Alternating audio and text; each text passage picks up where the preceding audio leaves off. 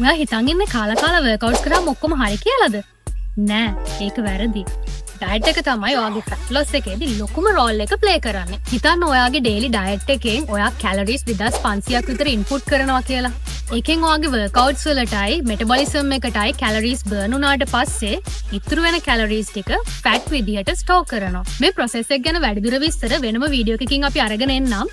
ඒ වගේම ඔයා sugar, oil තියෙන කෑම සහ processed food ආහාරයට වැඩිපුර ගන්නවා නම් ඔයාගේ ෆැට් ලොස් කරන එක ගොඩක් අමාරුයි. වර්කවුට් එකෙන් ඔයාගේ බොඩි එක ෂේප් කරාට ඩයට් එකෙන් තමයි ඔයාගේ ෆැට් ලොස් එක, එනර්ජි, රිකවරි, ඒ වගේම ඕවරෝල් හෙල්ත් එකත් කන්ට්‍රෝල් කරන්නේ. මතක තියාගන්න මේකෙන් කියන්නේ වර්කවුට් කරන්න එපා කියලා නෙමෙයි. ඔයාට ෆැට් ලොස් එකකදී අනිවාර්යයෙන්ම කැලරි ඩෙෆිසිට් එකක් ක්‍රියේට් කරන්නම වෙනවා.